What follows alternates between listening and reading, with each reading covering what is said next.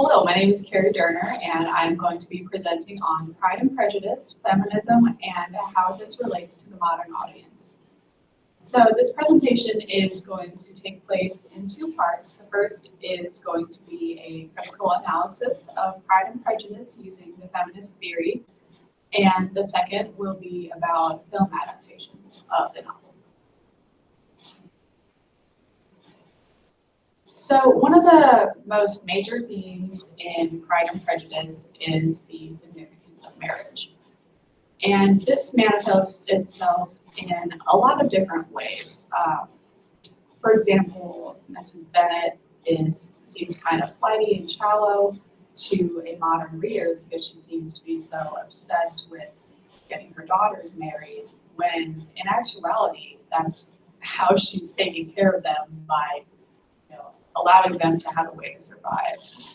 Since they can't inherit their father's property, they have to get married. And this is shown, like Jane Austen's opposition to this idea of, women not being able to inherit property is shown in a few different ways.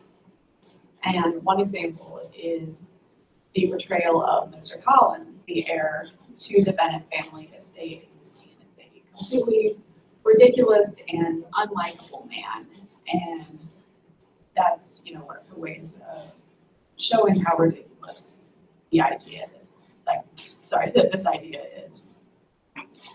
Another topic about marriage in this novel is what marriage means to the individual characters. There are some who just want to be married and that's it, kind of like Mrs. Bennet's view on it, where it's necessary for survival and sometimes we can't afford to be picky.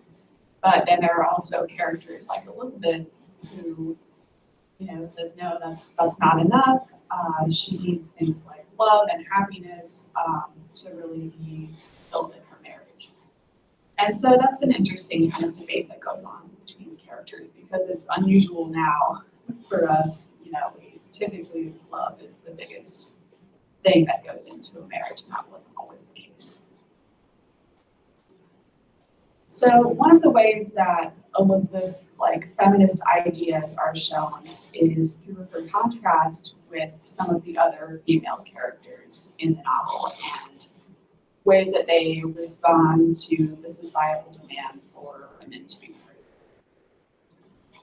The first one is Caroline Bingley. So she serves as kind of a rival to Elizabeth, and she's often jealous of the attention that Mr. Darcy gives to her. And the way that she tries to win him is by changing herself to fit whatever she thinks that he wants. So an example of this is she overhears Mr. Darcy saying how much he likes women who read, so she makes a big show about pretending to like to read. Whereas Elizabeth, she stays true to herself.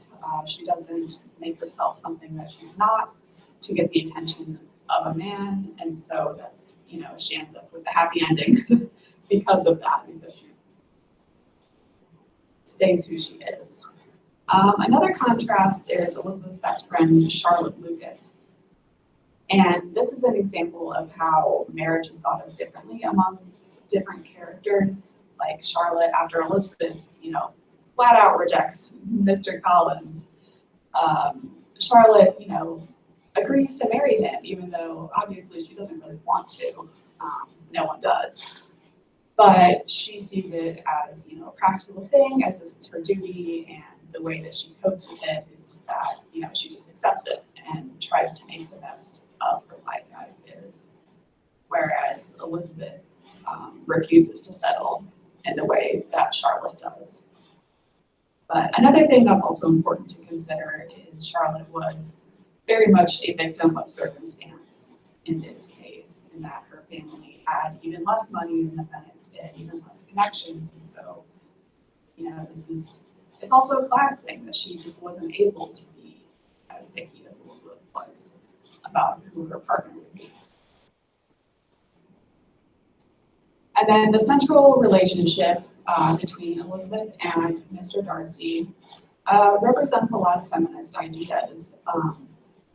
Because, I mean, it's pretty big that Elizabeth initially rejects Mr. Darcy because he's, so much higher than her in wealth and status, and so it was almost unheard of for a woman to reject a man like that. But she did because, she felt like she did not get the respect that she deserved from him, and she refused to marry him until she did. And so that really shows how, how empowered Elizabeth is to stand up for herself and how she refuses to settle. And she also uses these ideas to help her and her partner grow and strengthen their relationship. And that's, one of the most powerful things a person can do. All right, so, sorry, I made a typo here. It's supposed to say part 2. So, Pride and Prejudice is obviously a centuries-old novel. And a lot of times the ideas in it, with the old-fashioned language and, the different time that it takes place in, sometimes the meanings can kind of get lost in, the modern audience. So how, another question is how do we keep those ideas alive and how do we continue to tell this story? And that is largely through film adaptations and, sometimes other novels even adapt the story as well. So one of the most well-known is the 2005 film Pride and Prejudice. This movie kind of attracted audience by having some big names in it, like Keira Knightley or Judi Dench. And they, but it kept the general plot, the characters, the setting. It stayed pretty faithful to the original text. Obviously, there are going to be artistic differences since, it's a different creator of this work and it's, a different medium. But overall, this adaptation does allow audience to see the book and the story very similar to how Jane Austen wrote it. And this is important because it makes it that much more accessible. So these ideas that Austen writes about, they really are applicable and they do apply to modern audiences. And so adaptations like this allow for people who maybe wouldn't necessarily enjoy reading the book or, just wouldn't really get the message from the original text and still see the story this way. While there are a lot of, versions of Pride and Prejudice that kind of stick to the main text, there are also a lot that take more creative approaches, more outside the box. And so I'm going to look at a few of those as well. And one of those is Pride and Prejudice and Zombies. So this was a 2016 film that was based on a novel of the same name by Seth Grahame-Smith. And an interesting thing about Pride and Prejudice is the way that the feminist ideas are embodied in this movie. For example, characters like Elizabeth Bennet in the original Pride and Prejudice are, she's very empowered, but this is, through her intelligence, through her, self-respect, things like that. But Pride and Prejudice and Zombies adds another layer to that, giving her physical empowerment. So you see the Bennet sisters, fighting monsters with swords, which seems a little goofy initially, but it is a pretty strong metaphor about how, how empowered they really are, and they show that through, physical objects, and kind of makes it easier for the audience to see that. And the use of zombies is also interesting because it, the characters who are zombies tend to be, the people in their society who are dragging these women down, the people who are, holding them to these antiquated ideas, and even people who, like Mr. Wickham, who is a literal predator of young girls, is also shown as a literal monster. So I thought that was interesting as well. And then another famous adaptation of Pride and Prejudice is Bridget Jones's Diary, which is both a film and a novel by Helen Fielding. And in this, the protagonist, Bridget, who is, you know, basically the equivalent of Elizabeth's character, is portrayed as more of an anti-hero. Like, she has a lot more common flaws. You know, she's awkward, she's goofy, she, you know, drinks a lot, does things that, you know, maybe would not necessarily be as admirable as the original Elizabeth Bennet, but the reason they did this is to make her more relatable to the audience today and allows them to see, you know, more of themselves in her.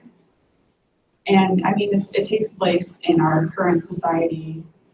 I mean, it's a few decades old, but it's relatively modern, and it makes, you know, critiques on, you know, sexism that exists today in the modern context. For example, Bridget is sexualized at work. She is judged for arbitrary things like not being married or what she looks like. And these are, you know, things that if Elizabeth Bennet lived today, or if her story was written today, she would have dealt with those things too. So I will conclude by saying that Pride and Prejudice is very much, you know, a relevant novel to the modern literary canon, and a way that that is shown is through, you know, different media adaptations like novels and movies that, you know, show those ideas and convey that kind of feminism to a modern audience. Thank you.